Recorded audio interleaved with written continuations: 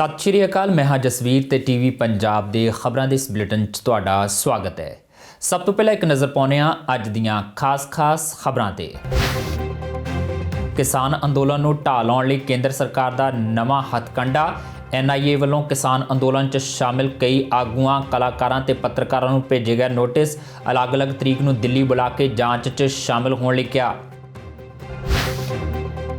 किसान आगूआं नूं नोटिस मिलण तो बाद कांग्रेस का केंद्र ते वड्डा हमला।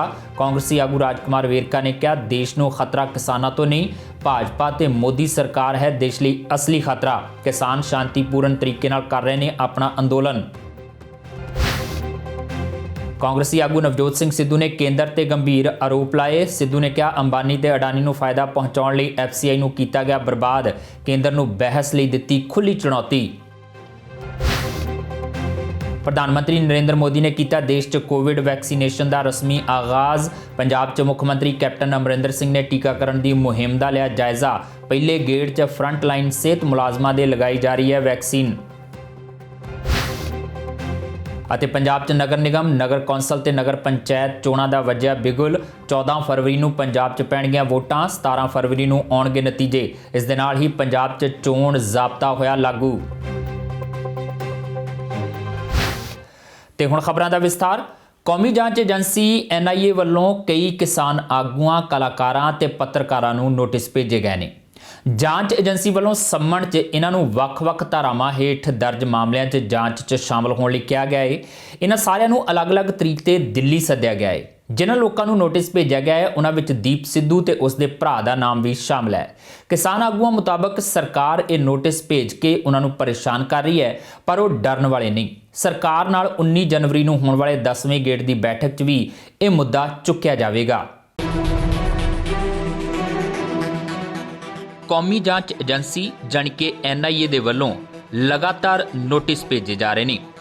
ਇਹ ਨੋਟਿਸ ਕਲਾਕਾਰ ਦੀਪ ਸਿੱਧੂ ਦੇ ਭਰਾ ਨੂੰ ਵੀ ਪਹੁੰਚਿਆ ਸੀ, ਜਿਸ ਤੋਂ ਬਾਅਦ ਦੀਪ ਸਿੱਧੂ ਨੇ ਸੋਸ਼ਲ ਮੀਡੀਆ ਤੇ ਲਾਈਵ ਹੋ ਕੇ ਇਹ ਇਲਜ਼ਾਮ ਲਾਏ ਸੀ ਕਿ ਸਰਕਾਰ ਜਾਣ-ਬੁੱਝ ਕੇ ਕਿਸਾਨ ਅੰਦੋਲਨ ਦੀ ਹਮਾਇਤ ਕਰਨ ਕਰਕੇ ਹੀ NIA ਦੇ ਜ਼ਰੀਏ ਉਹਨਾਂ ਤੇ ਦਬਾਅ ਬਣਾਉਣ ਲਈ ਨੋਟਿਸ ਭੇਜ ਰਹੀ ਹੈ। ਇਸ ਸਭ ਤੋਂ ਬਾਅਦ ਅੱਜ ਦੀਪ ਸਿੱਧੂ ਨੂੰ ਵੀ NIA ਨੇ ਨੋਟਿਸ ਭੇਜ ਦਿੱਤਾ ਹੈ। UAPA ਦੀਆਂ ਵੱਖ-ਵੱਖ ਧਾਰਾਵਾਂ ਦੇ ਤਹਿਤ ਅਤੇ ਇਸ ਤੋਂ ਇਲਾਵਾ section 120B, 124A, 153A, 153B ਦੇ ਤਹਿਤ ਇਹ ਨੋਟਿਸ ਦੀਪ ਸਿੱਧੂ ਨੂੰ ਭੇਜੇ ਗਏ ਨੇ ਤੇ ਇਸ ਨੋਟਿਸ ਦੇ ਮੁਤਾਬਕ ਦੀਪ ਸਿੱਧੂ ਨੂੰ 17 ਤਰੀਕ ਨੂੰ NIA ਦੇ ਸਾਹਮਣੇ ਪੇਸ਼ ਹੋਣ ਦੇ ਲਈ ਕਿਹਾ ਗਿਆ ਹੈ। ਅੱਜ ਦੀ ਮੈਂ ਤੁਹਾਨੂੰ ਘਟਨਾ ਦੱਸਦਾ। ਅੱਜ ਇਹਨਾਂ ਨੇ ਜਿਹੜੇ ਸਾਹਮਣ ਭੇਜੇ ਮੇਰੇ ਬ੍ਰਦਰ ਤੇ ਵੀ UAPA ਐਕਟ ਮਨਦੀਪ ਤੇ, ਉਸ ਐਕਟ ਦੇ ਅਧੀਨ ਇਹਨਾਂ ਨੇ ਸਾਹਮਣ ਭੇਜੇ ਤੇ ਉਹਦੀ ਪੇਸ਼ੀ ਰੱਖੀ ਦਿੱਲੀ FIR ਦਰਜ ਆ। 15 ਦਸੰਬਰ ਦੀ ਕੋਈ FIR ਆ ਤੇ ਉਹਦੇ ਅਧੀਨ ਇਹਨਾਂ ਨੇ ਸਾਹਮਣ ਭੇਜੇ। ਉਹ ਸਾਹਮਣ ਹੋਰ ਵੀ ਬੰਦਿਆਂ ਨੂੰ ਸਾਡਿਆਂ ਨੂੰ ਗਏ ਪੰਜਾਬ 'ਚ, ਹਨਾ। ਹੁਣ ਇਹਨਾਂ ਨੇ ਉਸ ਹਰ ਵਿਅਕਤੀ ਨੂੰ ਉਹਨਾਂ ਦੇ ਪਰਿਵਾਰਾਂ ਨੂੰ ਟਾਰਗੇਟ ਕਰਨ ਸ਼ੁਰੂ ਕਰਤਾ। ਜਿਹੜੇ ਪਰਿਵਾਰਾਂ ਦੀ ਜਾਂ ਜਿਹੜੇ ਵਿਅਕਤੀਆਂ ਦੀ ਇਸ ਸੰਘਰਸ਼ 'ਚ ਕੋਈ ਸ਼ਮੂਲੀਅਤ ਆ ਤੇ ਉਹ ਮਾੜਾ ਮੋਟਾ ਇੰਪੈਕਟ ਰੱਖਦੇ ਆ, ਕਿਉਂਕਿ ਇਹਨਾਂ ਨੇ ਇਹੀ ਕਰਨਾ ਹੁੰਦਾ। ਇਹ ਜਿਹੜੇ ਪੈਂਤਰੇ ਆ ਨਾ, ਇਹ ਬੜੇ ਪੁਰਾਣੇ ਆ। ਸਾਡੇ ਪਰਿਵਾਰ ਨੇ ਤਾਂ ਬੜੇ ਇਹ ਪਹਿਲਾਂ ਦੇਖੇ ਆ, ਹੁਣ ਦੇਖ ਲਾਂਗੇ, ਉਹ ਐਡੀ ਕੋਈ ਗੱਲ ਨਹੀਂ। ਪਰ ਇਸ ਜਿਹੜੀ ਤੁਹਾਡੇ ਪੈਂਤੜਿਆਂ ਨਾਲ ਵੀ ਅਸੀਂ ਪਾਸੇ ਹੋ ਜਾਾਂਗੇ ਤੇ ਆਪਦੇ ਹੱਕਾਂ ਦੀ ਆਵਾਜ਼ ਨਾ ਬੁਲੰਦ ਕਰਾਂਗੇ, ਇਹ ਤਾਂ ਨਹੀਂ ਹੋ ਸਕਦਾ। ਸੋ ਸੈਂਟਰ ਨੂੰ ਅਸੀਂ ਜਾਂ ਸਰਕਾਰ ਨੂੰ ਇਹ ਵੀ ਕਹਿ ਦਈਏ ਵੀ ਕੋਈ ਨਹੀਂ, ਹੁਣ ਜੇ ਤੁਸੀਂ ਹਾਂ ਹੀ ਚੱਲਣਾ ਫਿਰ ਭਾਜਦਿਆਂ ਨੂੰ ਵਾਹਣ ਇੱਕੋ ਜਿਹੀ ਆ, ਫਿਰ ਕੋਈ ਨਹੀਂ, ਕੱਚਾ ਹੀ ਸਹੀ। ਲਗਾਤਾਰ ਕੌਮੀ ਜਾਂਚ ਏਜੰਸੀ ਦੇ ਵੱਲੋਂ ਭੇਜੇ ਜਾ ਰਹੇ ਇਹਨਾਂ ਨੋਟਿਸਾਂ ਨੂੰ ਲੈ ਕੇ ਲੱਖਾ ਸਿਧਾਣਾ ਵੀ ਬਕਾਇਦਾ ਸੋਸ਼ਲ ਮੀਡੀਆ ਤੇ ਲਾਈਵ ਹੋਇਆ ਤੇ ਉਸ ਨੇ ਵੀ ਇਸ ਗੱਲ ਦੀ ਹਾਮੀ ਭਰੀ ਕਿ ਇਹ ਨੋਟਿਸ ਸਿਰਫ ਤੇ ਸਿਰਫ ਕਿਸਾਨ ਅੰਦੋਲਨ ਦੀ ਹਮਾਇਤ ਕਰਨ ਕਰਕੇ ਹੀ ਭੇਜੇ ਜਾ ਰਹੇ ਨੇ ਤੇ ਇਸ ਤੋਂ ਡਰਨ ਦੀ ਕੋਈ ਵੀ ਲੋੜ ਨਹੀਂ। ਅੱਜ ਆਪਾਂ ਗੱਲ ਕਰਨੀ ਆ ਜਿਹੜਾ ਪਿਛਲੇ 2-3 ਦਿਨ ਤੋਂ ਲਗਾਤਾਰ ਰੌਲਾ ਪੈ ਰਿਹਾ ਕਿ NIA ਨੇ ਜਿਹੜੀ ਕੌਮੀ ਜਾਂਚ ਏਜੰਸੀ ਹੈ ਉਹਨੇ ਨੋਟਸ ਜਿਹੜੇ ਭੇਜਣੇ ਉਹ ਸ਼ੁਰੂ ਕੀਤੇ ਆ। ਦੇਖੋ ਸਰਕਾਰ ਹੁਣ ਜਿਹੜੀ ਹੈਗੀ ਆ ਉਹ ਕਿਹੜੀਆਂ ਚਾਲਾਂ ਤੇ ਆ ਗਈ ਆ ਸਰਕਾਰ ਕਿਹੜੀਆਂ ਗੱਲਾਂ ਬਾਤਾਂ ਦੇ ਵਿੱਚ ਹੁਣ ਸਾਡੇ ਲੋਕਾਂ ਨੂੰ ਲਿਜਾਉਣਾ ਚਾਹੁੰਦੀ ਆ ਜਾਂ ਡਰਾਉਣਾ ਚਾਹੁੰਦੀ ਆ। ਪਹਿਲੀ ਗੱਲ ਤਾਂ ਇਹ ਤੋਂ ਕੋਈ ਬਹੁਤੀ ਘਬਰਾਉਣ ਦੀ ਲੋੜ ਨਹੀਂ ਹੈਗੀ। ਇਹ ਇੱਕ ਨੋਟਿਸ ਹੀ ਆਇਆ, ਜਦੋਂ ਕਿ ਆਮ ਤੌਰ ਤੇ ਮੈਂ ਦੇਖ ਰਿਹਾ ਕਿ ਸੋਸ਼ਲ ਮੀਡੀਆ ਦੇ ਉੱਤੇ ਇਹ ਪ੍ਰਚਾਰ ਜ਼ਿਆਦਾ ਹੋ ਰਿਹਾ ਕਿ UAPA ਦਾ ਕੋਈ ਮੁਕੱਦਮਾ ਦਰਜ ਕਰਤਾ। ਨਹੀਂ, ਮੁਕੱਦਮਾ ਨਹੀਂ ਕੋਈ ਦਰਜ ਹੋਇਆ ਹਾਲੇ ਵੀ ਕਿਸੇ ਦੇ ਉੱਤੇ, ਪਰ ਇਹ ਡਰਾ ਜ਼ਰੂਰ ਰਹੇ ਆ ਲੋਕਾਂ ਨੂੰ। ਆਮ ਲੋਕਾਂ ਨੂੰ ਦੇਖੋ ਨੋਟਿਸ ਆ ਰਹੇ ਨੇ, ਜਿਨ੍ਹਾਂ ਦੇ ਵਿੱਚ ਉਹ ਪੱਤਰਕਾਰ ਨੇ ਜਿਵੇਂ ਬਲਤੇਜ ਸਿੰਘ ਪੰਨੂ ਜਾਂ ਹੋਰ ਪੱਤਰਕਾਰ ਨੇ ਜਿਹੜੇ ਸਾਡੇ ਪੰਜਾਬ ਦੀ ਸਾਡੀ ਕਿਸਾਨੀ ਦੀ ਗੱਲ ਹੈ ਜਿਹੜੀ ਉਹਨੂੰ ਦੁਨੀਆ ਦੇ ਵਿੱਚ ਠਾ ਰਹੇ ਨੇ। ਕਿਉਂਕਿ ਆਪਾਂ ਦੇਖਦੇ ਹਾਂ ਕਿ ਇਹਨਾਂ ਦਾ ਜਿਹੜਾ ਦਲਾਲ ਮੀਡੀਆ ਹੈ ਉਹ ਤਾਂ ਆਪਣੀਆਂ ਖਬਰਾਂ ਹੀ ਨਹੀਂ ਦਿਖਾਉਂਦਾ।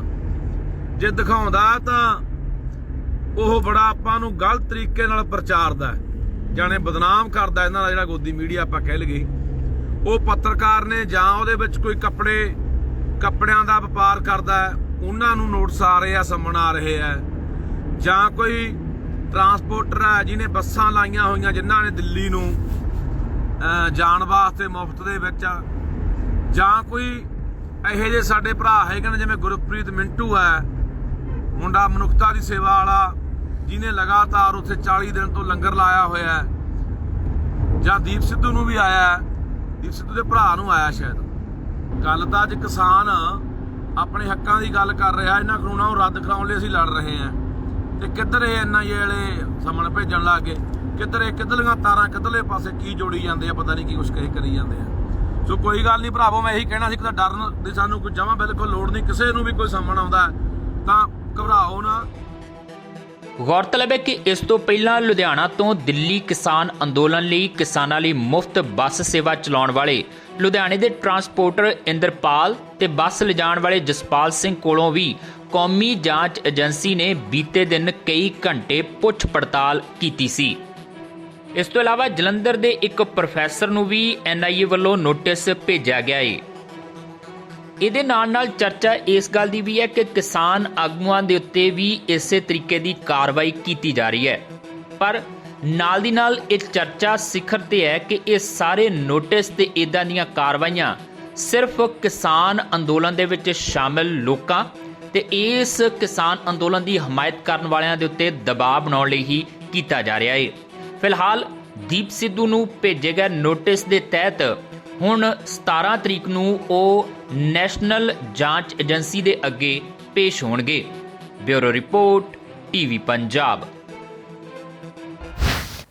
ਜਿਨ੍ਹਾਂ ਕਿਸਾਨ ਆਗੂਆਂ ਨੂੰ NIA ਵੱਲੋਂ ਨੋਟਿਸ ਭੇਜੇ ਗਏ ਨੇ ਉਹਨਾਂ ਦੇ ਵਿੱਚ ਬਲਦੇਵ ਸਿੰਘ ਸਿਰਸਾ ਦਾ ਨਾਮ ਵੀ ਸ਼ਾਮਿਲ ਹੈ। ਸਿਰਸਾ ਨੂੰ 17 ਤਰੀਕ ਨੂੰ NIA ਸਾਹਮਣੇ ਪੇਸ਼ ਹੋਣ ਲਈ ਕਿਹਾ ਗਿਆ ਹੈ। ਸਿਰਸਾ ਨੇ ਅੱਜ ਅੰਮ੍ਰਿਤਸਰ ਵਿਖੇ ਪ੍ਰੈਸ ਕਾਨਫਰੰਸ ਦੌਰਾਨ ਕਿਹਾ ਕਿ ਉਹਨਾਂ ਦੀ ਦੋਤੀ ਦੇ ਵਿਆਹ ਕਾਰਨ ਉਹ ਸਿੰਘੂ ਬਾਰਡਰ ਤੋਂ ਅੰਮ੍ਰਿਤਸਰ ਪੁੱਜੇ ਨੇ, ਇਸ ਲਈ ਉਹ 8 ਫਰਵਰੀ ਤੱਕ NIA ਦੀ ਟੀਮ ਅੱਗੇ ਆਪਣਾ ਪੱਖ ਰੱਖਣ ਲਈ ਨਹੀਂ ਜਾ ਸਕਣਗੇ।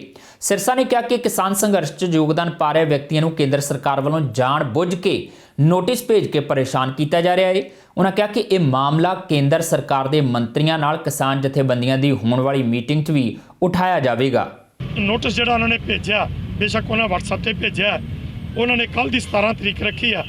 ਤੇ ਮੈਂ ਦੱਸਣਾ ਚਾਹਾਂਗਾ ਕਿ ਮੇਰੀ ਦੋਤੀ ਦੀ ਸ਼ਾਦੀ ਹੈ ਤੇ ਮੈਂ ਉਹਦੀ ਸਮਾਨ ਦੀ ਖਰੀਦੋ ਫਰੋਖਤ ਵਾਸਤੇ ਆਇਆ। ਮੈਂ ਇਹ ਚਾਹਾਂਗਾ ਕਿ ਮੈਂ ਚਾਹੁੰਦਾ ਕਿ ਮੇਰੇ ਕੋਲ 7 ਫਰਵਰੀ ਤੋਂ ਪਹਿਲਾਂ ਜਿਹੜਾ ਏਜੰਸੀ ਤੇ ਪੇਸ਼ ਹੋਣਾ ਬਹੁਤ ਔਖਾ ਹੈ ਤੇ ਮੈਂ ਅੱਜ ਉਹਨਾਂ ਨੂੰ ਇੱਕ ਜਿਹੜੀ ਆ ਚਿੱਠੀ ਜਿਹੜੀ ਆ ਆਪਣੇ ਵਕੀਲ ਦੇ ਰਾਹੀਂ ਜਿਹੜਾ ਉਹ ਭੇਜਾਂਗਾ ਉਹਨਾਂ ਨੂੰ WhatsApp ਤੇ ਕਿ ਮੈਂ ਸਵੇਰੇ ਕੱਲ੍ਹ ਨੂੰ ਪੇਸ਼ ਨਹੀਂ ਹੋ ਸਕਦਾ ਔਰ 7 ਫਰਵਰੀ ਤੋਂ ਅੱਗੇ ਮੈਨੂੰ ਜਿਹੜਾ ਉਹ ਸਮਾਂ ਦਿੱਤਾ ਜਾਵੇ। ਮੈਨੂੰ ਇਸ ਕਰਕੇ ਨਿਸ਼ਾਨਾ ਬਣਾ ਗਿਆ ਕਿ ਇਹ ਆਦਮੀ ਜਿਹੜਾ ਉਹ ਸਾਡੇ ਖਿਲਾਫ ਬਹੁਤ ਜ਼ਿਆਦਾ ਪਰਦੇਫਾਸ਼ ਸਾਡੇ ਕਰ ਰਿਹਾ।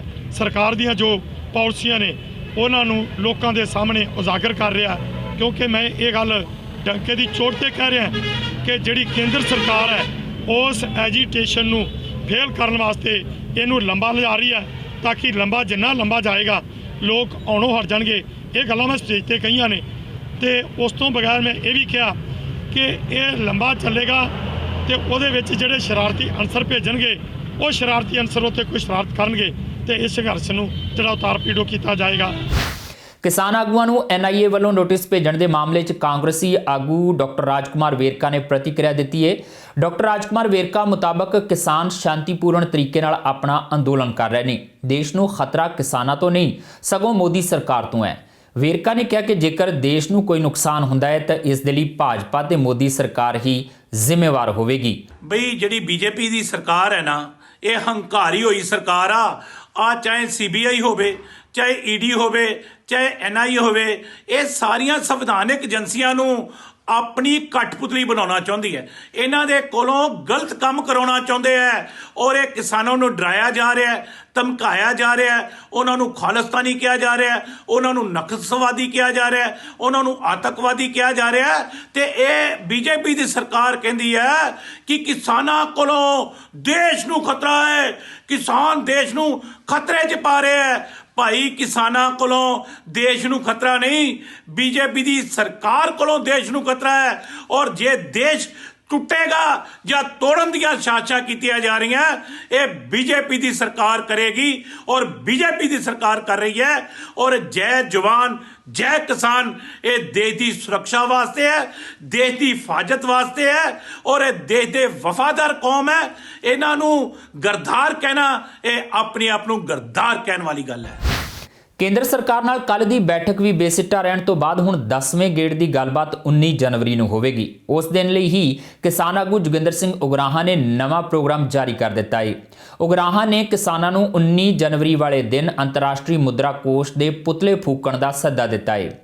ਦਰਅਸਲ ਲੰਘੇ ਦਿਨੀ ਅੰਤਰਰਾਸ਼ਟਰੀ ਮੁਦਰਾ ਕੋਸ਼ ਦਾ ਇੱਕ ਬਿਆਨ ਸਾਹਮਣੇ ਆਇਆ ਸੀ, ਜਿਸ ਵਿੱਚ ਖੇਤੀ ਕਾਨੂੰਨਾਂ ਨੂੰ ਭਾਰਤ ਅਤੇ ਦੇਸ਼ ਦੇ ਕਿਸਾਨਾਂ ਲਈ ਫਾਇਦੇਮੰਦ ਦੱਸਿਆ ਗਿਆ ਸੀ। 3 ਨਵੇਂ ਖੇਤੀ ਕਾਨੂੰਨਾਂ ਨੂੰ ਰੱਦ ਕਰਵਾਉਣ ਲਈ 70 ਤੋਂ ਵੱਧ ਜਾਨਾਂ ਗਵਾ ਕੇ ਹਾਲੇ ਵੀ ਕਿਸਾਨ ਦਿੱਲੀ ਦੀਆਂ ਸਰਹੱਦਾਂ ਤੇ ਡਟੇ ਹੋਏ ਨੇ। ਕੇਂਦਰ ਤੇ ਕਿਸਾਨਾਂ ਵਿਚਕਾਰ 9ਵੇਂ ਗੇੜ ਦੀ ਗੱਲਬਾਤ ਵੀ ਬੇਸਿੱਟਾ ਰਹੀ, ਪਰ ਇਸ ਦਰਮਿਆਨ ਖੇਤੀ ਕਾਨੂੰਨਾਂ ਬਾਰੇ ਅੰਤਰਰਾਸ਼ਟਰੀ ਮੁਦਰਾ ਕੋਸ਼ ਦਾ ਬਿਆਨ ਸਾਹਮਣੇ ਆਇਆ।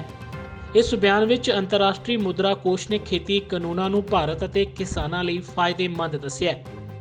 ਭਾਰਤੀ ਕਿਸਾਨ ਯੂਨੀਅਨ ਏਕਤਾ ਉਗਰਾਹਾਂ ਦੇ ਪ੍ਰਧਾਨ ਜੋਗਿੰਦਰ ਸਿੰਘ ਉਗਰਾਹਾਂ ਨੇ ਅੰਤਰਰਾਸ਼ਟਰੀ ਮੁਦਰਾ ਕੋਸ਼ ਦੇ ਇਸ ਬਿਆਨ ਦੀ ਨਿੰਦਾ ਕੀਤੀ ਹੈ ਅਤੇ ਕਿਸਾਨਾਂ ਨੂੰ ਸੱਦਾ ਦਿੱਤਾ ਹੈ ਕਿ ਉਹ 19 ਜਨਵਰੀ ਨੂੰ ਦੇਸ਼ ਭਰ ਵਿੱਚ ਇਸ ਸੰਸਥਾ ਦੇ ਪੁਤਲੇ ਫੂਕਣ। ਉਗਰਾਹਾਂ ਦਾ ਕਹਿਣਾ ਸੀ ਕਿ ਭਾਰਤ ਸਰਕਾਰ ਵੱਲੋਂ ਇਹ ਕਾਲੇ ਕਾਨੂੰਨ ਅੰਤਰਰਾਸ਼ਟਰੀ ਮੁਦਰਾ ਕੋਸ਼ ਦੇ ਦਬਾਅ ਹੇਠ ਹੀ ਬਣਾਏ ਗਏ ਨੇ ਅਤੇ ਇਸੇ ਲਈ ਇਹਨਾਂ ਨੂੰ ਰੱਦ ਕਰਨ ਤੋਂ ਸਰਕਾਰ ਲਗਾਤਾਰ ਨਾ ਕਰ ਰਹੀ ਹੈ। ਕਿਸਾਨ ਭਰਾਵਾਂ ਨੂੰ ਅਪੀਲ ਕਰਦੇ ਹਾਂ ਵੀ ਜਿਹੜਾ ਅੱਜ ਅਖਬਾਰ ਦੇ ਵਿੱਚ ਬਿਆਨ ਲੱਗਿਆ ਹੈ ਕੇਂਦਰੀ ਮੁਦਰਾ ਕੋਸ਼ ਵੱਲੋਂ, ਅਸੀਂ ਇਹਦੀ ਨਿਖੇਧੀ ਕਰਦੇ ਹਾਂ। ਅਸੀਂ ਸਮਝਦੇ ਹਾਂ ਵੀ ਜਿਹੜੇ ਇਹ ਕਾਨੂੰਨ ਨੇ 3 ਕਾਨੂੰਨ ਖੇਤੀਬਾੜੀ ਕਾਨੂੰਨ, ਇਹ ਕੇਂਦਰੀ ਵਿਸ਼ਵ ਭਰ ਸੰਸਥਾ ਦੇ ਨੀਤੀਆਂ ਤਹਿਤ, ਨਵੀਆਂ ਆਰਥਿਕ ਨੀਤੀਆਂ ਦੇ ਤਹਿਤ ਉਹਨਾਂ ਦੇ ਦਬਾਅ ਸਦਕਾ ਭਾਰਤ ਦੀ ਸਰਕਾਰ ਨੇ ਬਣਾਏ ਨੇ ਅਤੇ ਇਸੇ ਕਰਕੇ ਭਾਰਤ ਦੀ ਸਰਕਾਰ ਪਿੱਛੇ ਮੁੜਨ ਨੂੰ ਤਿਆਰ ਨਹੀਂ, ਕਿਉਂਕਿ ਉਹਨਾਂ ਦਾ ਦਬਾਅ ਹੈ। ਅਸੀਂ ਆਪਣੀ ਜਥੇਬੰਦੀ ਵੱਲੋਂ ਫੈਸਲਾ ਕੀਤਾ ਹੈ ਵੀ 19 ਤਰੀਕ ਨੂੰ ਇਹਨਾਂ ਦੇ ਵਿਸ਼ਵ ਭਰ ਸੰਸਥਾ ਦੇ ਕੇਂਦਰੀ ਮੁਦਰਾ ਫੰਡ ਦੇ ਪੁਤਲੇ ਬਣਾ ਕੇ ਪੁਤਲੇ ਫੂਕੇ ਜਾਣ, ਇਹਨਾਂ ਦੇ ਵੱਡੇ ਬੁੱਤ ਬਣਾ ਕੇ ਇਹ ਫੂਕੇ ਜਾਣ। 19 ਤਰੀਕ ਨੂੰ ਸਾਰੇ ਭਾਰਤ ਦੇ ਵਿੱਚ, ਪੰਜਾਬ ਦੇ ਵਿੱਚ ਇਹਦੇ ਅਸੀਂ ਪੁਤਲੇ ਫੂਕਾਂਗੇ, ਇਹ ਸਾਡੀ ਫੈਸਲਾ ਕੀਤਾ ਹੈ। ਇਸ ਕਰਕੇ ਸਾਰੇ ਕਿਸਾਨ ਭਰਾਵਾਂ ਨੂੰ ਅਪੀਲ ਹੈ ਵੀ 19 ਤਰੀਕ ਨੂੰ ਵਿਸ਼ਵ ਭਰ ਸੰਸਥਾ ਦੇ ਉੱਤੇ ਲਿਖ ਕੇ ਕੇਂਦਰੀ ਮੁਦਰਾ ਕੋਸ਼ ਇਹਨਾਂ ਦੇ ਨਾਂ ਲਿਖ ਕੇ ਉੱਤੇ ਇਹਨਾਂ ਦੇ ਪੁਤਲੇ ਫੂਕਣੇ। ਜੋਗਿੰਦਰ ਸਿੰਘ ਉਗਰਾਹਾਂ ਨੇ ਕਿਹਾ ਕਿ ਕਿਸਾਨ ਜਥੇਬੰਦੀਆਂ ਦਾ ਸਾਰਾ ਧਿਆਨ 26 ਜਨਵਰੀ ਦੇ ਐਕਸ਼ਨ ਨੂੰ ਸਫਲ ਬਣਾਉਣ ਉੱਤੇ ਕੇਂਦਰਿਤ ਹੈ, ਪਰ ਇਸ ਦੌਰਾਨ ਨਾ ਤਾਂ ਲਾਲ ਕਿਲੇ ਜਾਂ ਇੰਡੀਆ ਗੇਟ ਉੱਤੇ ਝੰਡਾ ਚੜਾਉਣ ਦਾ ਪ੍ਰੋਗਰਾਮ ਹੈ ਅਤੇ ਨਾ ਹੀ ਸੰਸਦ ਭਵਨ ਉੱਤੇ ਕਬਜ਼ੇ ਦਾ। ਟਰੈਕਟਰ ਪਰੇਡ ਦੌਰਾਨ ਰਾਜਪਥ ਉੱਤੇ ਕੱਢੀ ਜਾ ਰਹੀ ਸਰਕਾਰੀ ਪਰੇਡ ਨੂੰ ਵੀ ਡਿਸਟਰਬ ਨਹੀਂ ਕੀਤਾ ਜਾਵੇਗਾ।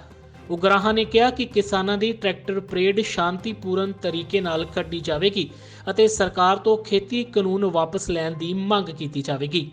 26 ਤਰੀਕ ਦਾ ਪ੍ਰੋਗਰਾਮ ਹੈ, ਗਣਤੰਤਰ ਦਿਵਸ ਮਨਾਉਣ ਦਾ ਪ੍ਰੋਗਰਾਮ ਹੈ। ਸਾਰੀਆਂ ਜਥੇਬੰਦੀਆਂ ਵੱਲੋਂ ਜ਼ੋਰ ਨਾਲ ਇਹ ਪ੍ਰੋਗਰਾਮ ਕੀਤਾ ਜਾ ਰਿਹਾ ਹੈ। ਇਸ ਕਰਕੇ ਇਹਦੇ 'ਤੇ ਸਾਰੇ ਕਿਸਾਨ ਭਰਾਵਾਂ ਨੂੰ ਸੱਦਾ ਹੈ, ਪੂਰੇ ਜ਼ੋਰ ਨਾਲ ਆਓ। ਇਹ ਸੱਦੇ ਦੇ ਵਿੱਚ ਇੱਕ ਗੱਲ ਸਾਫ਼ ਹੈ ਵੀ ਨਾ ਇਹ ਲਾਲ ਕਿਲੇ 'ਤੇ ਝੰਡਾ ਚੜਾਉਣ ਵਾਲਾ ਸੱਦਾ ਹੈ, ਨਾ ਇਹ ਪਾਰਲੀਮੈਂਟ 'ਤੇ ਕਬਜ਼ਾ ਕਰਨ ਵਾਲਾ ਸੱਦਾ ਹੈ, ਨਾ ਹੀ ਅਸੀਂ ਉਹਨਾਂ ਦੀ ਪਰੇਡ ਦੇ ਵਿੱਚ ਦਾਖਲ ਹੋਣ ਦਾ ਕੋਈ ਸੱਦਾ ਹੈ। ਇਹ ਸ਼ਾਂਤਮਈ ਪੀਸਫੁਲ ਅੰਦੋਲਨ ਦੇ ਤੌਰ ਤੇ ਆਪਦੇ ਅਧਿਕਾਰਾਂ ਦੀ ਵਰਤੋਂ ਕਰਨ ਦੀ ਖਾਤਰ ਸਾਡਾ ਦਿੱਲੀ ਦੇ ਵਿੱਚ ਮਾਰਚ ਕਰਨ ਦਾ ਸੱਦਾ ਹੈ। ਇਹਨੂੰ ਸਰਕਾਰ ਕੀ ਕਰਦੀ ਹੈ ਇਹ ਸਰਕਾਰ ਨੇ ਦੇਖਣਾ ਹੈ, ਪਰ ਅਸੀਂ ਜ਼ੋਰ ਨਾਲ ਇਹ ਗੱਲ ਨੂੰ ਵਿਚਾਰਨਾ। ਜੀ 17 ਤਰੀਕ ਦੀ ਮੀਟਿੰਗ ਹੋ ਰਹੀ ਹੈ ਜਥੇਬੰਦੀਆਂ ਦੀ, ਜਿਹੜੀ ਕੱਲ੍ਹ ਨੂੰ ਉਹਦੇ ਵਿੱਚ ਵਿਚਾਰਿਆ ਜਾਊਗਾ ਵੀ ਅਸੀਂ ਕੀ ਕਰਨਾ ਹੈ, ਕੀ ਕਿੱਧਰ ਨੂੰ ਵਧਣਾ ਹੈ, ਕਿੱਥੋਂ ਦੀ ਵਧਣਾ ਹੈ, ਕਿੰਨਾ ਕੁ ਵਧਣਾ ਹੈ। ਇਹ ਗੱਲਾਂ ਉੱਥੇ ਵਿਚਾਰੀਆਂ ਜਾਣਗੀਆਂ। ਇਸ ਕਰਕੇ ਸੱਦਾ ਵੀ ਤੁਸੀਂ ਇੱਥੇ ਜ਼ੋਰ ਨਾਲ ਪਹੁੰਚੋ। ਦੱਸ ਦਈਏ ਕਿ ਕਿਸਾਨ ਆਗੂਆਂ ਤੇ ਕੇਂਦਰੀ ਮੰਤਰੀਆਂ ਵਿਚਾਲੇ 10ਵੇਂ ਗੇੜ ਦੀ ਗੱਲਬਾਤ 19 ਤਰੀਕ ਨੂੰ ਹੋਣ ਜਾ ਰਹੀ ਹੈ ਅਤੇ ਇਸੇ ਦਿਨ ਲਈ ਉਗਰਾਹਾਂ ਨੇ ਅੰਤਰਰਾਸ਼ਟਰੀ ਮੁਦਰਾ ਕੋਸ਼ ਤੇ ਪੁਤਲੇ ਫੂਕਣ ਦਾ ਸੱਦਾ ਵੀ ਦੇ ਦਿੱਤਾ ਹੈ। ਕਾਂਗਰਸੀ ਆਗੂ ਨਵਜੋਤ ਸਿੰਘ ਸਿੱਧੂ ਨੇ ਇੱਕ ਵਾਰ ਫਿਰ ਮੋਦੀ ਸਰਕਾਰ ਉੱਤੇ ਅਡਾਨੀ ਤੇ ਅੰਬਾਨੀ ਨੂੰ ਫਾਇਦਾ ਪਹੁੰਚਾਉਣ ਦੇ ਆਰੋਪ ਲਾਏ ਨੇ। ਉਹਨਾਂ ਪਟਿਆਲੇ ਵਿਖੇ ਪੱਤਰਕਾਰਾਂ ਨਾਲ ਗੱਲਬਾਤ ਕਰਦਿਆਂ ਕਿਹਾ ਕਿ ਸਰਕਾਰ ਨੇ FCI ਨੂੰ ਇਸੇ ਲਈ ਕਮਜ਼ੋਰ ਕੀਤਾ ਹੈ ਤਾਂ ਕਿ ਅਡਾਨੀ ਨੂੰ ਫਸਲਾਂ ਭੰਡਾਰ ਕਰਨ ਦਾ ਮੌਕਾ ਮਿਲ ਸਕੇ ਤੇ ਫਿਰ ਉਹਨਾਂ ਨੂੰ ਮਹਿੰਗੇ ਮੁੱਲ ਤੇ ਬਾਜ਼ਾਰ ਦੇ ਵਿੱਚ ਵੇਚਿਆ ਜਾ ਸਕੇ। ਸਿੱਧੂ ਨੇ ਇਸ ਮੁੱਦੇ ਤੇ ਕੇਂਦਰ ਸਰਕਾਰ ਨੂੰ ਬਹਿਸ ਕਰਨ ਦੀ ਵੀ ਖੁੱਲ੍ਹੀ ਚੁਣੌਤੀ ਦਿੱਤੀ। ਕਾਂਗਰਸੀ ਆਗੂ ਨਵਜੋਤ ਸਿੰਘ ਸਿੱਧੂ ਨੇ ਮੋਦੀ ਸਰਕਾਰ ਨੂੰ ਇੱਕ ਵਾਰ ਫਿਰ ਤਗੜੇ ਰਗੜੇ ਲਗਾਏ ਨੇ। ਸਿੱਧੂ ਪਟਿਆਲਾ ਵਿਖੇ ਆਪਣੇ ਰਿਹਾਇਸ਼ ਉੱਤੇ ਪੱਤਰਕਾਰਾਂ ਨਾਲ ਗੱਲਬਾਤ ਕਰ ਰਹੇ ਸਨ। ਨਵਜੋਤ ਸਿੱਧੂ ਨੇ ਕਿਹਾ ਕਿ ਦੇਸ਼ ਦੀ ਹਕੂਮਤ ਸੰਘੀ ਢਾਂਚੇ ਨੂੰ ਤਹਿਸ-ਨਹਿਸ ਕਰਨ ਉੱਤੇ ਤੁਲੀ ਹੋਈ ਹੈ, ਜੋ ਸਿਰਫ ਦੋ ਵੱਡੇ ਕਾਰਪੋਰੇਟ ਘਰਾਣਿਆਂ ਲਈ ਕੀਤਾ ਜਾ ਰਿਹਾ ਹੈ। ਉਹਨਾਂ ਦਾ ਕਹਿਣਾ ਸੀ ਕਿ ਖੇਤੀ ਵਿਰੋਧੀ ਕਾਨੂੰਨ ਥੋਪਣ ਉੱਤੇ ਭਾਵੇਂ ਕਿਸਾਨਾਂ ਵੱਲੋਂ ਸੰਘਰਸ਼ ਵਿੱਢਣ ਉੱਤੇ ਇਹ ਮਾਮਲਾ ਉੱਭਰ ਕੇ ਸਾਹਮਣੇ ਆਇਆ ਹੈ, ਪਰ ਭਾਜਪਾ ਨੇ ਅਜਿਹੀਆਂ ਸਰਗਰਮੀਆਂ 2014 'ਚ ਸੱਤਾ ਸੰਭਾਲਦਿਆਂ ਹੀ ਸ਼ੁਰੂ ਕਰ ਦਿੱਤੀਆਂ ਸਨ। ਸਿੱਧੂ ਮੁਤਾਬਕ ਸਰਕਾਰ ਨੇ ਆਪਣੇ ਆਕਾਵਾਂ ਨੂੰ ਹੋਰ ਤਾਕਤਵਰ ਕਰਨ ਦੇ ਆਪਣੇ ਗੁਪਤ ਇਰਾਦਿਆਂ ਤਹਿਤ FCI ਨੂੰ ਨਕਾਰਾ ਕਰਨਾ ਸ਼ੁਰੂ ਕਰ ਦਿੱਤਾ ਹੈ।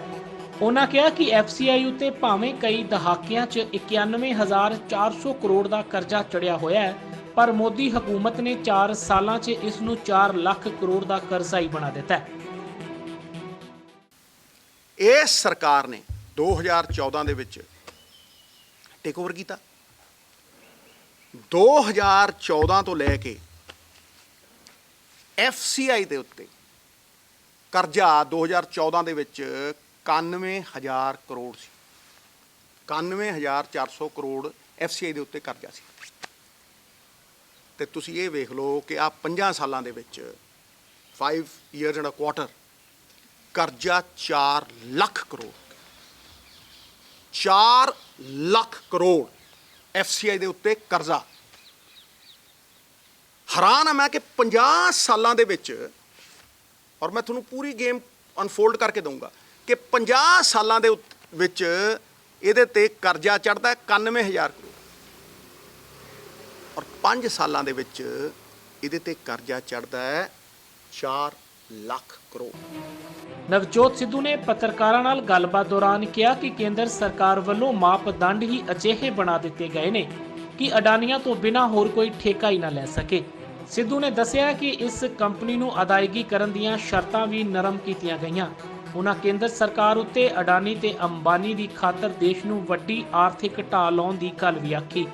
ਉਹਨਾਂ ਚੇਤਾਵਨੀ ਦਿੱਤੀ ਕਿ ਉਹ ਸਰਕਾਰ ਨਾਲ ਇਸ ਮੁੱਦੇ ਉੱਤੇ ਕਿਸੇ ਵੀ ਪਲੇਟਫਾਰਮ ਤੇ ਦਲੀਲਾਂ ਸਹਿਤ ਬਹਿਸ ਕਰਨ ਲਈ ਤਿਆਰ ਨੇ। ਕਿ ਭਾਈ ਪ੍ਰੋਕਿਉਰਮੈਂਟ ਜਿੰਨੀ ਹੋਊਗੀ, ਫਸਲ ਜਿੰਨੀ ਚੁੱਕੀ ਜਾਊਗੀ, ਹੁਣ ਅਡਾਨੀ ਚੁੱਕੂ, ਵਿੱਚ ਕੋਈ ਨਹੀਂ। ਅਡਾਨੀ ਆਪ ਕਹਿੰਦਾ ਵਿੱਚ ਕੋਈ ਨਹੀਂ, ਮਤਲਬ ਕੋਈ ਆੜਤੀਆ ਵੀਰ ਨਹੀਂ ਵਿੱਚ। ਮੈਂ ਕਹਿ ਰਿਹਾ ਪਹਿਲੇ ਦਿਨ ਤੋਂ ਵੀ ਇਹ ਜਿਹੜੇ ਲਾਜ਼ ਨੇ ਇਹਨਾਂ ਨੂੰ ਤੁਸੀਂ ਰਿਪੀਲ ਕਰਾ ਲਓ ਜਾਂ ਨਾ ਕਰਾਓ। ਇਹ ਗੇਮ ਨੂੰ ਫਰਕ ਪੈਂਦਾ ਭਾਜੀ। ਤੁਸੀਂ ਤੇ ਚੰਗੇ ਸਿਆਣੇ ਹੋ। ਮੈਂ ਇਸੇ ਕਰਕੇ ਇਸ ਸੱਚ ਨੂੰ, ਹਾਲੇ ਮੈਂ ਅੱਗੇ ਚੱਲੂ ਥੋੜ੍ਹਾ, ਮੈਂ ਇਸੇ ਕਰਕੇ ਇਸ ਸੱਚ ਨੂੰ ਬੇਨਕਾਬ ਕਰਨਾ ਚਾਹੁੰਦਾ ਸੀਗਾ ਕਿਉਂਕਿ ਤੁਹਾਡੀ ਕ੍ਰੈਡੀਬਿਲਿਟੀ ਹੈ। ਲੋਕਾਂ 'ਚ ਖੜ ਕੇ ਮੇਰੇ ਵੱਲੋਂ ਹੀ ਸਵਾਲ ਕਰ ਦਿਓ, ਮਾਈ ਦਾ ਲਾਲ ਜੰਮਿਆ ਨਹੀਂ, ਕੋਈ ਆ ਕੇ ਬਹਿ ਜੇ, ਮੈਂ ਜਾਣਾ ਇਕੱਲਾ ਜਾਊਂ, ਆ ਕੇ ਬਹਿ ਗੱਲ ਕਰ। ਇਹ ਹੈ ਕਿ ਨਹੀਂ ਹੈ? ਕਿੱਡਾ ਪੱਖਪਾਤ ਕਰਦੇ ਆ ਇਹ। ਉਹਨੂੰ ਮੈਕਸਿਮਮ ਸਪੋਰਟ ਪ੍ਰਾਈਸ, ਇਹਨੂੰ ਮਿਨੀਮਮ ਸਪੋਰਟ ਪ੍ਰਾਈਸ ਨਹੀਂ। ਹਾਂਜੀ, ਸਾਰਾ ਦੇਸ਼ ਲੁਟਾਤਾ, ਗਿਰਵੀ ਰੱਖਿਆ, ਗਿਰਵੀ। ਫਿਰ ਤੁਸੀਂ ਅੱਗੇ ਆਓ। ਨਵਜੋਤ ਸਿੱਧੂ ਨੇ ਕੇਂਦਰ ਸਰਕਾਰ ਨੂੰ ਇਸ ਮੁੱਦੇ ਉੱਤੇ ਬਹਿਸ ਦਾ ਖੁੱਲ੍ਹਾ ਚੈਲੰਜ ਕੀਤਾ ਹੈ, ਪਰ ਉਹ ਆਪਣੇ ਭਵਿੱਖ ਅਤੇ ਪੰਜਾਬ ਸਰਕਾਰ ਪ੍ਰਤੀ ਕੀਤੇ ਗਏ ਸਾਰੇ ਸਵਾਲਾਂ ਦੇ ਜਵਾਬਾਂ ਨੂੰ ਚਲਾਕੀ ਨਾਲ ਟਾਲਦੇ ਰਹੇ। ਨਵਜੋਤ ਸਿੱਧੂ ਮੁਤਾਬਕ ਉਹ ਦਿੱਲੀ ਵਿਖੇ ਕਿਸਾਨਾਂ ਦੇ ਅੰਦੋਲਨ 'ਚ ਵੀ ਇਸ ਕਾਰਨ ਸ਼ਾਮਲ ਨਹੀਂ ਹੋਏ ਤਾਂ ਕਿ ਕਿਸੇ ਨੂੰ ਇਹ ਕਹਿਣ ਦਾ ਮੌਕਾ ਨਾ ਮਿਲੇ ਕਿ ਇਹ ਸੰਘਰਸ਼ ਕਾਂਗਰਸ ਵੱਲੋਂ ਸਪਾਂਸਰ ਕੀਤਾ ਜਾ ਰਿਹਾ ਹੈ।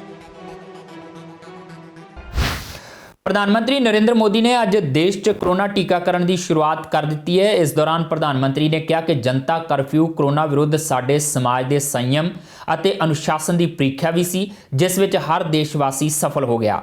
ਪ੍ਰਧਾਨ ਮੰਤਰੀ ਨਰਿੰਦਰ ਮੋਦੀ ਨੇ ਅੱਜ ਕੋਵਿਡ-19 ਵਿਰੁੱਧ ਭਾਰਤ ਦੀ ਟੀਕਾਕਰਨ ਮੁਹਿੰਮ ਦੀ ਸ਼ੁਰੂਆਤ ਕਰਦਿਆਂ ਕਿਹਾ ਕਿ ਇਹ ਦੁਨੀਆ ਦੀ ਸਭ ਤੋਂ ਵੱਡੀ ਟੀਕਾਕਰਨ ਮੁਹਿੰਮ ਹੈ ਅਤੇ ਇਹ ਭਾਰਤ ਦੀ ਤਾਕਤ ਦਰਸਾਉਂਦੀ ਹੈ।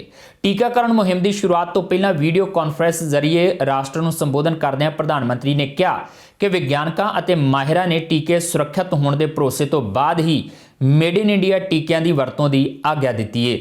जिसे कोरोना संक्रमण का रिस्क सबसे ज्यादा है, उसे पहले टीका लगेगा। जो हमारे डॉक्टर्स हैं, नर्सेस हैं, अस्पताल में सफाई कर्मी हैं, मेडिकल पैरामेडिकल स्टाफ हैं, वो कोरोना की वैक्सीन के सबसे पहले हकदार हैं।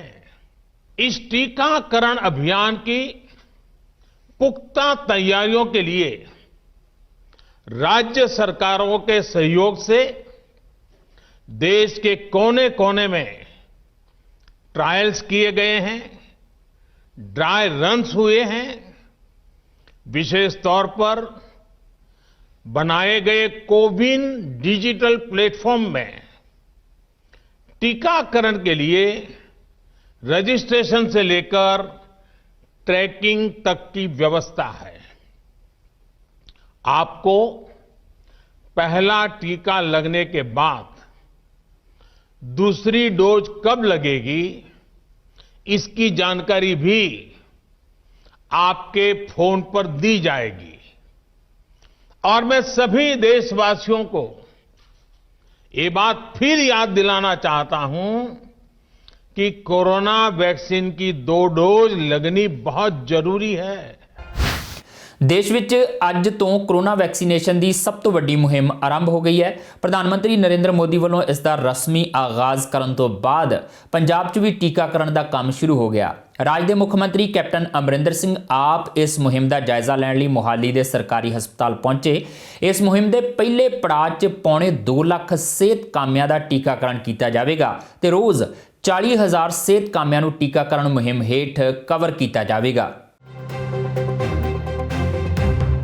ਕੋਰੋਨਾ ਵਾਇਰਸ ਦੇ ਟਾਕਰੇ ਲਈ ਆਈ ਵੈਕਸੀਨ ਨੂੰ ਪੰਜਾਬ ਵਿੱਚ ਲਗਾਉਣਾ ਸ਼ੁਰੂ ਕਰ ਦਿੱਤਾ ਗਿਆ ਹੈ। ਪੰਜਾਬ ਦੇ ਮੁੱਖ ਮੰਤਰੀ ਅਮਰਿੰਦਰ ਸਿੰਘ ਵੱਲੋਂ ਅੱਜ ਮੋਹਾਲੀ ਦੇ ਫੇਜ਼ 6 ਸਥਿਤ ਜ਼ਿਲ੍ਹਾ ਪੱਧਰੀ ਸਰਕਾਰੀ ਹਸਪਤਾਲ ਤੋਂ ਟੀਕਾਕਰਨ ਮੁਹਿੰਮ ਦਾ ਰਸਮੀ ਆਗਾਜ਼ ਕੀਤਾ ਗਿਆ। ਇਸ ਮੁਹਿੰਮ ਦੇ ਪਹਿਲੇ ਪੜਾਅ ਵਿੱਚ ਪੌਣੇ 2 ਲੱਖ ਸਿਹਤ ਕਾਮਿਆਂ ਦਾ ਟੀਕਾਕਰਨ ਕੀਤਾ ਜਾਵੇਗਾ ਅਤੇ ਹਰ ਰੋਜ਼ 40,000 ਸਿਹਤ ਕਾਮਿਆਂ ਨੂੰ ਟੀਕਾਕਰਨ ਮੁਹਿੰਮ ਹੇਠ ਕਵਰ ਕੀਤਾ ਜਾਵੇਗਾ। ਇਸ ਦੇ ਨਾਲ ਹੀ ਫਰੰਟਲਾਈਨ ਵਰਕਰ, 50 ਸਾਲ ਤੋਂ ਵੱਧ ਉਮਰ ਵਾਲੇ ਬਜ਼ੁਰਗ ਅਤੇ 50 ਸਾਲ ਤੋਂ ਘੱਟ ਉਮਰ ਦੇ ਬਿਮਾਰਾਂ ਨੂੰ ਤਰਜੀਹ ਦਿੱਤੀ ਜਾਵੇਗੀ। ਮੁੱਖ ਮੰਤਰੀ ਨੇ ਦੱਸਿਆ ਕਿ ਅੱਜ ਸੂਬੇ ਵਿੱਚ 59 ਟੀਕਾਕਰਨ ਥਾਵਾਂ ਉੱਤੇ ਟੀਕਾਕਰਨ ਮੁਹਿੰਮ ਦਾ ਆਰੰਭ ਕੀਤਾ ਗਿਆ। ਉਨ੍ਹਾਂ ਕਿਹਾ ਕਿ ਉਹ ਖੁਦ ਸਭ ਤੋਂ ਪਹਿਲਾਂ ਟੀਕਾ ਲਗਾਉਣਾ ਚਾਹੁੰਦੇ ਸਨ, ਪਰ ਪ੍ਰਧਾਨ ਮੰਤਰੀ ਦੀਆਂ ਹਦਾਇਤਾਂ ਉੱਤੇ ਅਮਲ ਕਰਦਿਆਂ ਇਹ ਦਵਾਈ ਪਹਿਲਾਂ ਸਿਹਤ ਕਾਮਿਆਂ ਅਤੇ ਫਰੰਟਲਾਈਨ ਕਰੋਨਾ ਯੋਧਿਆਂ ਨੂੰ ਦਿੱਤੀ ਜਾਵੇਗੀ। ਇਸ ਦੇ ਨਾਲ ਹੀ ਅੱਜ ਜਲੰਧਰ ਵਿੱਚ ਵੀ ਟੀਕਾਕਰਨ ਸ਼ੁਰੂ ਹੋ ਗਿਆ। ਪਹਿਲਾ ਟੀਕਾ ਸਿਵਲ ਹਸਪਤਾਲ ਦੇ ਸੇਵਾ ਮੁਕਤ ਐਸਐਮਓ ਡਾਕਟਰ ਕਸ਼ਮੀਰੀ ਲਾਲ ਨੂੰ ਲਾਇਆ ਗਿਆ। ਵੈਕਸੀਨ ਲਾਉਣ ਤੋਂ ਬਾਅਦ ਗੱਲਬਾਤ ਕਰਦਿਆਂ ਡਾਕਟਰ ਕਸ਼ਮੀਰੀ ਲਾਲ ਨੇ ਕਿਹਾ ਕਿ ਉਹਨਾਂ ਵੱਲੋਂ ਟੀਕਾ ਲਗਵਾਉਣ ਦੀ ਸ਼ੁਰੂਆਤ ਕਰਨ ਦਾ ਉਦੇਸ਼ ਲੋਕਾਂ ਨੂੰ ਇਹ ਸੰਦੇਸ਼ ਦੇਣਾ ਹੈ ਕਿ ਵੈਕਸੀਨ ਨਾਲ ਕਿਸੇ ਵੀ ਤਰ੍ਹਾਂ ਦੀ ਕੋਈ ਦਿੱਕਤ ਨਹੀਂ ਆਵੇਗੀ। ਮੈਂ ਬੜਾ ਮਾਣ ਮਹਿਸੂਸ ਕਰ ਰਿਹਾ ਵੀ ਜਲੰਧਰ ਜ਼ਿਲ੍ਹੇ ਵਿੱਚ ਸਭ ਤੋਂ ਪਹਿਲਾਂ ਵੈਕਸੀਨ ਮੈਨੂੰ ਲੱਗਾ। ਕੋਈ ਮੈਨੂੰ ਘਬਰਾਹਟ ਨਹੀਂ, ਮੈਂ ਬਿਲਕੁਲ ਠੀਕ ਠਾਕ ਹਾਂ ਤੇ ਲੋਕਾਂ ਨੂੰ ਅਪੀਲ ਕਰਨਾ ਕਿ ਉਹਨਾਂ ਨੂੰ ਗਾਂਹ ਵੱਧ ਚੜ੍ਹ ਕੇ ਵੈਕਸੀਨ ਲਗਵਾਉਣੀ ਚਾਹੀਦੀ ਹੈ ਕਿ ਆਪਾਂ ਨੂੰ ਕੋਵਿਡ ਜਾਂ ਵੈਕਸੀਨ ਵਿੱਚੋਂ ਵੈਕਸੀਨ ਹੀ ਚੁਆਇਸ ਕਰਨੀ ਚਾਹੀਦੀ ਕਿਉਂਕਿ ਤਾਂ ਹੀ ਸਾਡਾ ਬਚਾਅ ਹੋ ਸਕਦਾ। ਇੰਜੈਕਸ਼ਨ ਲਾ ਕੇ ਅੱਧਾ ਘੰਟਾ ਬੈਠਣਾ ਪੈਂਦਾ, ਉਹਦੇ ਵਿੱਚ ਜੇ ਕੋਈ ਉਹ ਆਉਂਦਾ ਸਾਈਡ ਇਫੈਕਟ ਤੇ ਫਿਰ ਉਹਦੀ ਟ੍ਰੀਟਮੈਂਟ ਕਰਦੇ ਆ, ਸਾਡੇ ਬਣੇ ਹੋਏ ਡਾਕਟਰ ਬੈਠੇ ਹੋਏ। ਉਧਰ ਹਰਿਆਣਾ ਦੇ ਰੇਵਾੜੀ 'ਚ ਕਈ ਫਰੰਟ ਲਾਈਨ ਸਿਹਤ ਕਾਮਿਆਂ ਨੇ ਵੈਕਸੀਨ ਲਗਵਾਉਣ ਤੋਂ ਨਾ ਕਰ ਦਿੱਤੀ। ਇਹਨਾਂ ਸਿਹਤ ਮੁਲਾਜ਼ਮਾਂ ਦਾ ਕਹਿਣਾ ਸੀ ਕਿ ਜੇਕਰ ਟੀਕਾ ਲਗਵਾਉਣ ਤੋਂ ਬਾਅਦ ਉਸ ਦੇ ਸਾਈਡ ਇਫੈਕਟ ਹੋਏ ਤਾਂ ਉਸ ਦੀ ਜ਼ਿੰਮੇਵਾਰੀ ਕੌਣ ਚੁੱਕੇਗਾ।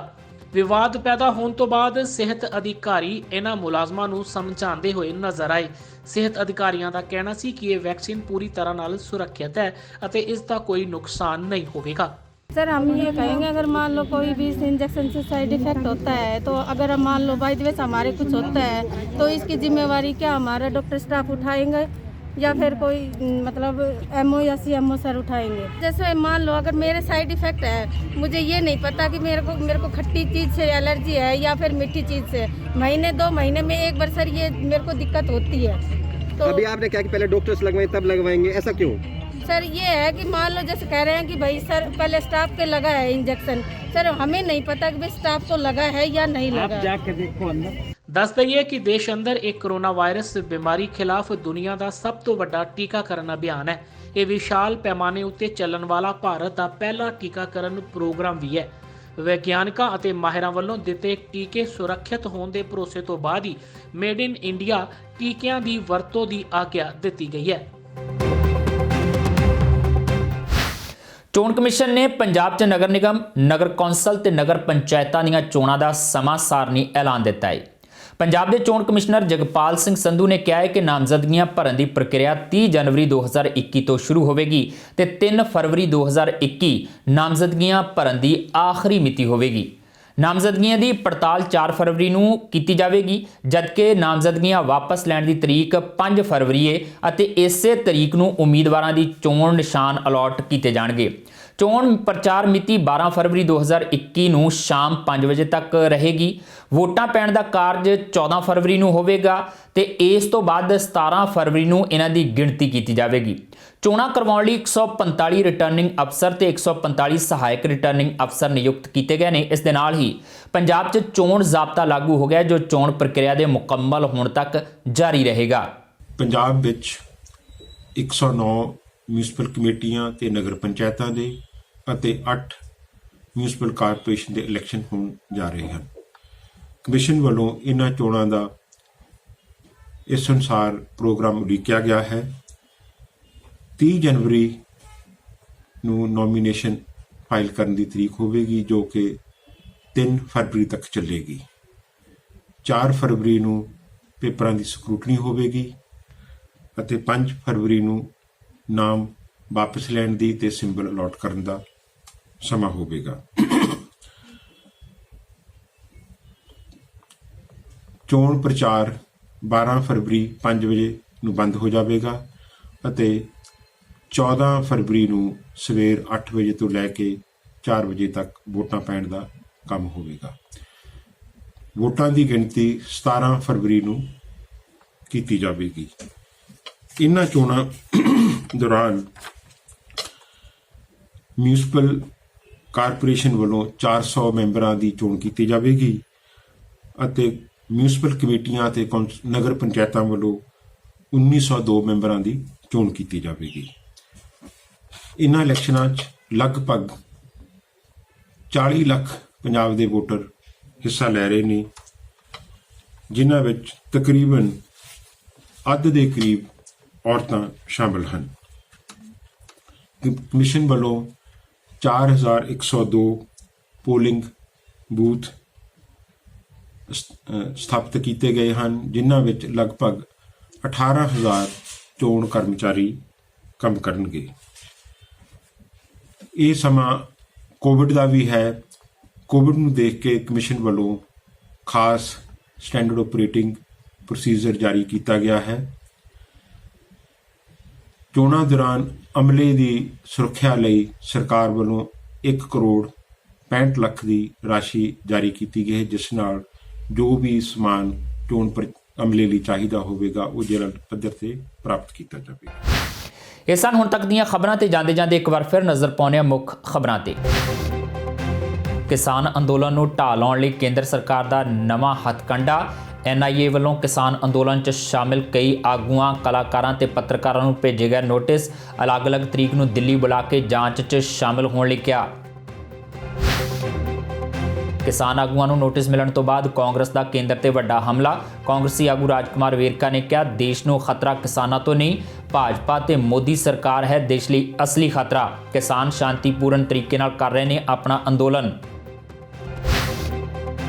ਕਾਂਗਰਸੀ ਆਗੂ ਨਵਜੋਤ ਸਿੰਘ ਸਿੱਧੂ ਨੇ ਕੇਂਦਰ ਤੇ ਗੰਭੀਰ ਆਰੋਪ ਲਾਏ। ਸਿੱਧੂ ਨੇ ਕਿਹਾ ਅੰਬਾਨੀ ਤੇ ਅਡਾਨੀ ਨੂੰ ਫਾਇਦਾ ਪਹੁੰਚਾਉਣ ਲਈ FCI ਨੂੰ ਕੀਤਾ ਗਿਆ ਬਰਬਾਦ, ਕੇਂਦਰ ਨੂੰ ਬਹਿਸ ਲਈ ਦਿੱਤੀ ਖੁੱਲੀ ਚੁਣੌਤੀ।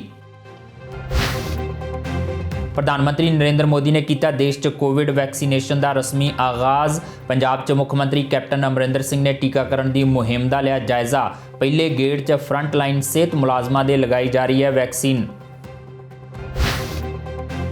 ਅਤੇ ਪੰਜਾਬ 'ਚ ਨਗਰ ਨਿਗਮ, ਨਗਰ ਕੌਂਸਲ ਤੇ ਨਗਰ ਪੰਚਾਇਤ ਚੋਣਾਂ ਦਾ ਵੱਜਿਆ ਬਿਗੁਲ। 14 ਫਰਵਰੀ ਨੂੰ ਪੰਜਾਬ 'ਚ ਪੈਣਗੀਆਂ ਵੋਟਾਂ, 17 ਫਰਵਰੀ ਨੂੰ ਆਉਣਗੇ ਨਤੀਜੇ। ਇਸ ਦੇ ਨਾਲ ਹੀ ਪੰਜਾਬ 'ਚ ਚੋਣ ਜ਼ਾਬਤਾ ਹੋਇਆ ਲਾਗੂ। ਇਸ ਦੇ ਨਾਲ ਹੀ ਆਪਣੇ ਜਸਵੀਰ ਨੂੰ ਦਿਓ ਇਜਾਜ਼ਤ ਤੇ ਦੇਖਦੇ ਰਹੋ TV ਪੰਜਾਬ।